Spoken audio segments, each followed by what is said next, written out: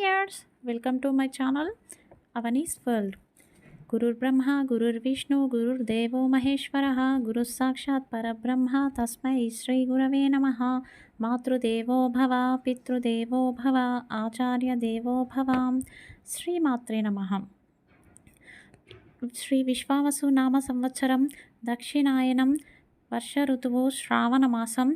ఈరోజు సోమవారం అండి, దశమి, జ్యేష్ఠ నక్షత్రం అండి. ఈరోజు ఆ పరమేశ్వరుని ఆశీస్సుల కోసం ఈరోజు మనకి శ్రావణ సోమవారం వచ్చిందండి. జన్మజాతకంలో మనకేమైనా దోషాలు కానీ ఉంటే, అపవాదాలు, నిందలు, అపమృత్యు దోషాలు కానీ, అపకంఠకాలు కానీ తొలగిపోవాలంటే మనం ఈరోజు శివుని నామాన్ని జపించాలండి. ఈరోజు మంత్రబలం: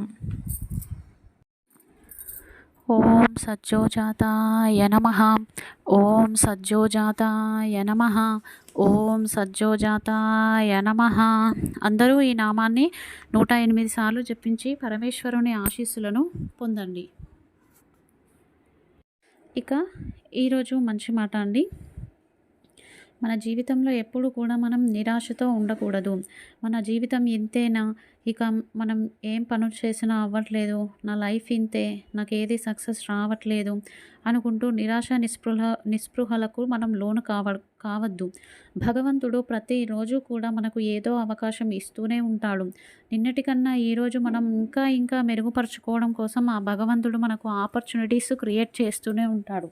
మనం వాటిని అందిపుచ్చుకొని ఇంకా ముందుకు వెళ్ళాలి.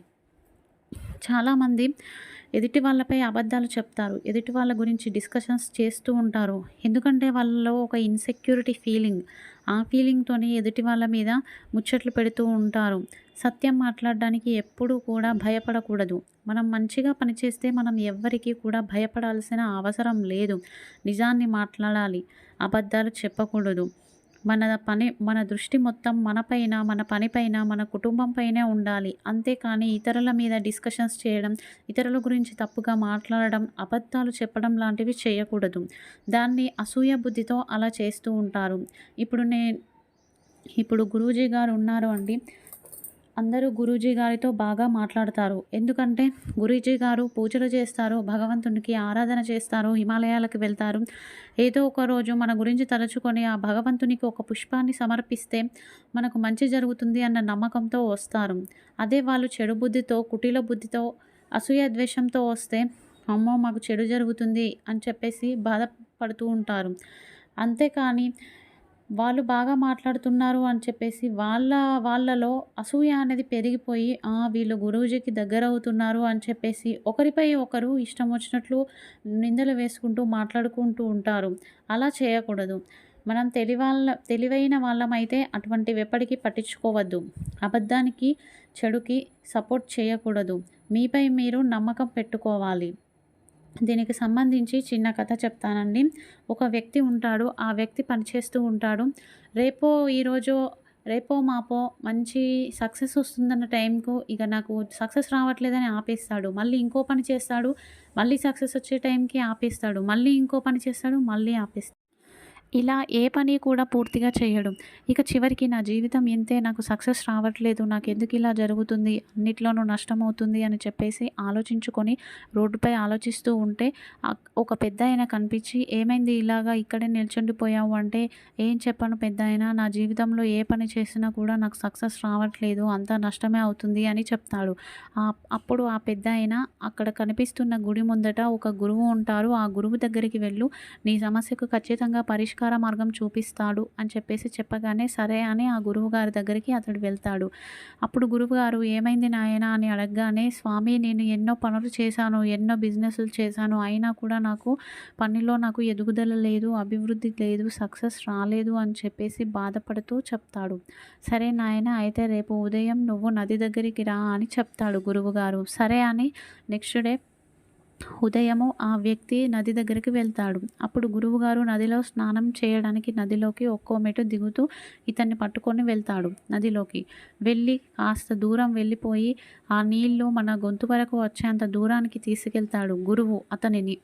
అలా తీసుకెళ్ళి తూర్పు వైపు తిరుగు నాయనా అని చెప్తాడు. ఇతను తిరగగానే అతని చేతిని ఆ వ్యక్తి పైన పెట్టేసి గురువుగారు అతన్ని నీళ్ళలో ముంచేస్తాడు. ఇక అతనికి ఊపిరాడదు. ఆ వ్యక్తికి ఎలాగైనా సరే బ్రతకాలని చెప్పేసి ఆ గురువు చేతులను విడిపించుకొని బయటికి తేలుతాడు. అప్పుడు గురువు "ఏమైంది నాయనా ఇలా బయటకొచ్చేసావు" అంటే "ఊపిరి ఆడట్లేదు గురువుగారు, ప్రాణాలు పోతున్నాయి" అంటే "నీలో అంత శక్తి ఉందా బయటకొచ్చేంత" అని అడుగుతాడు.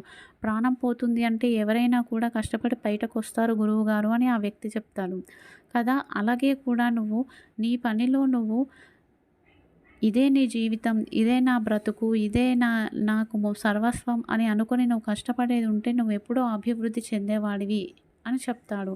అప్పుడు అతను రియలైజ్ అయితాడు. ఇప్పుడు నాకు అర్థమైంది గురువుగారు. ఇక మీదట నేను చేసే వృత్తినే, నేను చేసే పనినే నా జీవితంగా భావిస్తాను. అదే నా సర్వస్వం, అదే నాకు అంతా అనుకొని నేను నా కష్టాన్నంతా అందులో పెడతాను. ఇక చావో బ్రతుకో అన్న విధంగా నేను సాధిస్తాను అని చెప్పేసి అతడు వెళ్ళిపోయి అదే విధంగా కష్టపడి పైకి రావడం అనేది జరుగుతుంది. మనం కూడా అంతే. ఏదైనా పని మనం సాధించాలి అనుకుంటే దాని మీద కృషి చేయాలి. మనకు ఎందులో ఎక్స్‌పీరియన్స్ లేకుండా ఒకసారి నేను బిజినెస్ చేస్తా, నేను పూజా స్టోర్ చేస్తా, నేను అది చేస్తా, నేను ఇది చేస్తా అని చేయడం కరెక్ట్ పద్ధతి కాదు. మనం ఎప్పుడు కూడా ఒక దగ్గర పని చేసి ఎక్స్‌పీరియన్స్ సంపాదించుకోవాలి. అలా చేస్తూ చేస్తూ ఉంటే మనకు తెలియకుండానే మనం గొప్పగా అయిపోయి, అందులో మనం నిష్ణాతులు అయిపోయి, మనం అభివృద్ధి చెందడానికి ఆస్కారం ఉంటుంది. ఇది ఈరోజు మంచి మాట. ఈరోజు తారాబలం అండి. జ్యేష్ఠ నక్షత్రాన్ని నిత్య నక్షత్రంగా తీసుకుంటే అశ్విని మఖ మూల నక్షత్రం వారికి పరమమిత్ర తార శుభకరం. భరణి పూర్వాషాఢ నక్షత్రం వారికి మిత్రతార శుభకరం. కృతిక ఉత్తరాషాఢ వారికి నైదన తార జాగ్రత్తగా ఉండండి. రోహిణి హస్త శ్రవణ నక్షత్రం వారికి సాధక తార. మృగశిర చిత్త ధనిష్ట నక్షత్రం వారికి ప్రత్యక్ తార. ఆరుద్ర స్వాతి శతభిష నక్షత్రం వారికి క్షేమతార. పునర్వసు విశాఖ పూర్వభద్ర నక్షత్రం వారికి విపత్తార. పుష్యమి అనురాధ ఉత్తరాభాద్ర నక్షత్రం వారికి సంపద తార ఉపయోగం చేసుకోండి. ఆశ్లేష జ్యేష్ఠ రేవతి నక్షత్రం వారికి జన్మతార. ఆరోగ్యం విషయంలో జాగ్రత్తగా ఉండండి. ఇక మనం దేవాలయాలకి వెళ్ళినప్పుడు, పూజ చేసినప్పుడు, లేదంటే ఇంట్లోనే మనం పూజ చేస్తున్నప్పుడు, లేదంటే ఏదైనా యజ్ఞం చుట్టూ తిరుగుతున్నప్పుడు కానీ, ఎవరైనా పూజ చేస్తున్నప్పుడు కానీ, కలలో కానీ, నిజంగా కానీ మన బట్టలు కాలిపోయినట్టుగా మనకు అనిపిస్తే, మన బట్టలు కాలిపోతే అది నిజంగా అశుభ సూచకమే అండి. త్వరలోనే మనకు నిందలు, అపవాదాలు, అవమానాలు వస్తాయని అర్థం. పూర్వంలో ఏదైనా మనం తప్పు చేసుంటే అవి బయటపడి పెద్దగా అవమానం ఎదురవుతుంది అని అర్థం. ఇలా జరిగినప్పుడు మనం కాస్త పాలు, నీళ్లు, పసుపు తీసుకొని కాలిన చోట రాసి మళ్ళా స్నానం చేసి కొత్త వస్త్రాలు ధరించి ఆ కులదైవత ముందు క్షమాపణలు వేడుకొని అమ్మ తల్లి నాకు ఎలాంటి అపవాదాలు, నిందలు, అవమానాలు రాకూడదని ప్రార్థించాలి. ఇక ఈరోజు వాస్తు పరిష్కారం అండి. చాలామంది పాత ఇళ్లను కూలగొట్టినప్పుడు అదే మట్టి, అవే ఇటుకలు తెచ్చి కొత్త ఇంటి నిర్మాణంలో వాడవచ్చా అని అడుగుతూ ఉంటారండి. ఖచ్చితంగా అలా వాడకూడదు. ఇల్లు కూలగొట్టగానే అదంతా తీసుకెళ్ళి చెరువులో వేసేయాలి. అలాగే ఆ పాత ఇంటి స్థానంలో ఉన్న మట్టిని కూడా 2 అంగుళాల వరకు తవ్వించేసేసి కొత్త మట్టిని పోయాలి అండి. అదేవిధంగా వెంటనే ఇల్లు కన్‌స్ట్రక్షన్ స్టార్ట్ చేయకూడదు. మనం కాస్త కాలం అనేది గడిచిపోవాలి. కాలాలైనా గడవాలి. ఋతువులైనా మారాలి. ఉత్తరాయణం పోయి దక్షిణాయనమైనా రావాలి అండి. ఆ మట్టి పైన కాస్త వర్షపు చినుకులు పడి అది కాస్త పాజిటివ్ ఎనర్జీ దాన్ని తీసుకోవాలండి. స్థానబలం అనేది పెరగాలి. సో, అందుకని మీరు ఇల్లు కూలగొట్టిన వెంటనే కొన్ని నెలల వరకు వేచి చూడాలండి. అప్పుడే ఆ ఇంటికి స్థానబలం వస్తుంది. మీరు వెంటనే కన్‌స్ట్రక్షన్ అనేది చేస్తూ ఉంటే ఆ పాత ఇంటి స్థానబలమే ఉండిపోతుంది.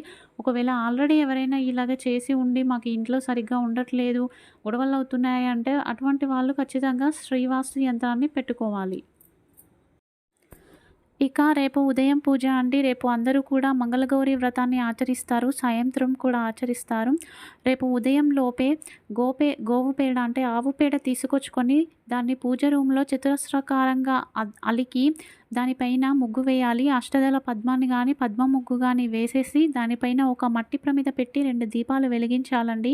తర్వాత దీపదుర్గా స్తోత్రాన్ని కానీ, దుర్గా కవచాన్ని గానీ పారాయణ చేసిన తర్వాత ఎర్రటి అక్షింతలు చేతిలో పట్టుకొని, ఎర్ర పుష్పాన్ని పట్టుకొని మీ సంకల్పం ఏముందో అది చేసుకొని ఆ అక్షింతలు దీపానికి సమర్పించినట్లయితే ఖచ్చితంగా కూడా మన కోరిక ఏదైతే ఉందో అది ఖచ్చితంగా నెరవేరుతుంది. అందరూ ఆచరించండి. ఇక ఈరోజు యోగక్షేమం అండి. పిల్లల విద్యాభ్యాసంలో ఏదైనా ఆటంకాలు వస్తుంటే ఈరోజు సాయంత్రం మహాగణపతికి జిల్లేడు మాలతో అలంకరించి పూజించాలండి. తదుపరి బెల్లాన్ని కానీ, బెల్లంతో చేసిన ఏదైనా పదార్థాన్ని నైవేద్యంగా సమర్పించాలి.